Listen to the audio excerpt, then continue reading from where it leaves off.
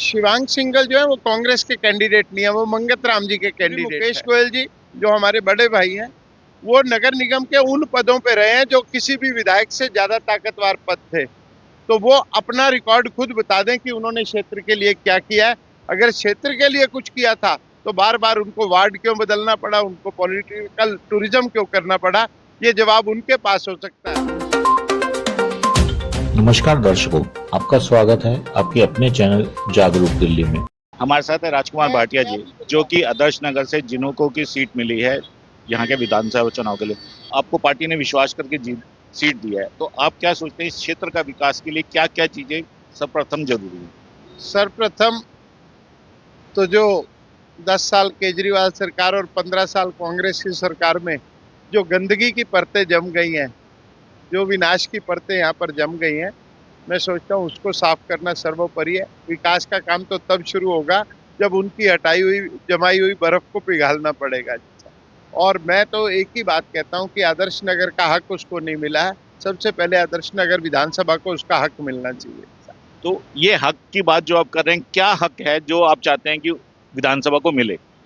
देखिए, 50 से 70 करोड़ रुपया, 70,000 करोड़ का दिल्ली का बजट है और 1,000 करोड़ रुपया एक विधायक के हिस्से में आता है अगर देखा जाए। और 10 साल हो गए इस विधायक को, तो 10,000 करोड़ वो कहीं नजर आ रहा हो। चलो मान लीजिए आधे एडमिनिस्ट्रेटिव एक्सपेंसेस हो गए, आधे हो गए। आज दिन तक आदर्श नगर विधानसभा में एक भी प्लेग्राउंड नहीं है, एक भी स्पोर्ट्स कॉम्प्लेक्स नहीं है, एक भी हॉस्पिटल नहीं है। और ये वो रुपया गया कहाँ?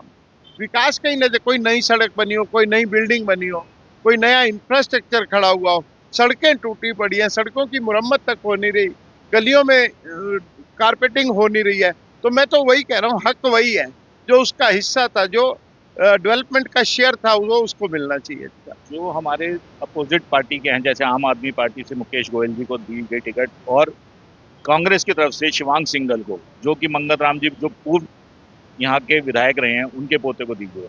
तो आपको क्या लगता है कि टक्कर में उनके एक्सपीरियंस या कोई काम उनके आएगा, या क्या आपको क्षेत्र की जनता के हिसाब से लगता है? मुझे लगता है कि शिवांग सिंघल जो है वो कांग्रेस के कैंडिडेट नहीं है, वो मंगत राम जी के कैंडिडेट है। तो मंगत राम जी कांग्रेस के कैंडिडेट हो सकते थे, या कोई और कार्यकर्ता होता तो वो कांग्रेस का कैंडिडेट हो सकता था। शिवांग सिंघल जो है मंगत राम जी की विरासत को आगे बढ़ाने के लिए आ रहे हैं। रही आम आदमी पार्टी की बात, श्री मुकेश गोयल जी जो हमारे बड़े भाई हैं, वो नगर निगम के उन पदों पे रहे हैं जो किसी भी विधायक से ज्यादा ताकतवर पद थे। तो वो अपना रिकॉर्ड खुद बता दें कि उन्होंने क्षेत्र के लिए क्या किया है। अगर क्षेत्र के लिए कुछ किया था तो बार बार उनको वार्ड क्यों बदलना पड़ा, उनको पॉलिटिकल टूरिज्म क्यों करना पड़ा, ये जवाब उनके पास हो सकता है। वो रिपोर्ट कार्ड अपनी जनता को दें और जनता से कहें कि मैं इस कारण से घूमता था। और फिर आप निगम पार्षद बन गए, तो निगम पार्षद का जो 2-2.5 साल का आपका कार्यकाल है, वही आपकी रिपोर्ट कार्ड है, वही आप लोगों को बता दें कि आपने क्या करा है। आज आदर्श नगर क्षेत्र में पूरी की पूरी गलियां खुदी पड़ी हैं। क्या पिछले 2 साल में आपको समय नहीं मिला कि आप उन गलियों को सुधार पाते? क्या आपको समय नहीं मिला कि वहां पर विकास हो पाता? क्यों इलेक्शन के दौरान आप गलियां खोद कर डाल देते हैं या छोटे छोटे पैच वर्क करना शुरू होते हैं?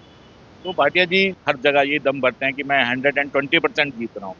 तो आप पे क्षेत्र की जनता विश्वास करके आपको वोट देते हैं, तो क्षेत्र की जनता को जैसे उनके विकास कार्यों को लेके चर्चाएं आए, तो आपके विकास कार्यों की क्या रूपरेखा कुछ बनाई गई है? क्या आप क्या करके देंगे क्षेत्र की जनता को जिसपे कि वो आप पे पूरा विश्वास करके पूर्ण वोट बहुमत से जिताए? देखिए, दिल्ली वासियों ने ठाना है अब भाजपा को लाना है। दिल्ली में अब मजबूत और दमदार भाजपा की सरकार होगी। और अगर दिल्ली में सरकार बन रही है तो आदर्श नगर उसमें से एक पहली सीट है। मैं दम नहीं भर रहा, मैं झूठा दम नहीं भर रहा। आदर्श नगर विधानसभा पहली सीट होगी जो दिल्ली में प्रथम स्थान पर जीतेगी। और रही बात मेरे सपनों के आदर्श नगर की, मैं अपने सपनों को सदैव जनता के साथ साझा करता रहूं। जनता मुझे प्यार करती है। आदर्श नगर की जो पेरीफेरी है, विधानसभा की पेरीफेरी है, चाहे वो धीरपुर की है, गांधी विहार की है, मजलिस पार्क की है, कहीं भी एंट्री रोड सीधा नहीं है। तो मेरा सबसे पहला मुद्दा रहेगा कि पूरे आदर्श नगर में एंट्री रोड स्मूथ हो जाए। क्योंकि कोई हमारा रिश्तेदार आए, कोई हमारे मिलने वाले आए, तो कम से कम उन्हें घूम घाम के ना आना पड़े। यहाँ आकर तो गूगल लोकेशन भी फेल हो जाती है, इतने टेढ़े मेढ़े रोड इन्होंने पिछली सरकार ने बना दिए। तो मैं चाहूंगा कि एंट्री स्मूथ हो, बच्चों के लिए खेल के मैदान हो, बुजुर्गों के लिए मेरे बुजुर्गों के लिए अच्छे इलाज की व्यवस्था हो, मोहल्ला क्लिनिक जैसी व्यवस्था नहीं चाहिए। तो मेरी कुछ प्रायोरिटीज है, मैं अपने संकल्प पत्र में उसे साझा करूंगा पब्लिक के साथ, और मुझे लगता है पब्लिक को मेरे विजन के बारे में पहले से ही मालूम है। तो ये थे बीजेपी के राज, इन्होंने अपना विजन बताया और ये बताया कि आगे ये आने के बाद कैसे सपनों को, जनता के सपनों को जो इनके सपनों के साथ जुड़े हुए हैं, पूरा करेंगे।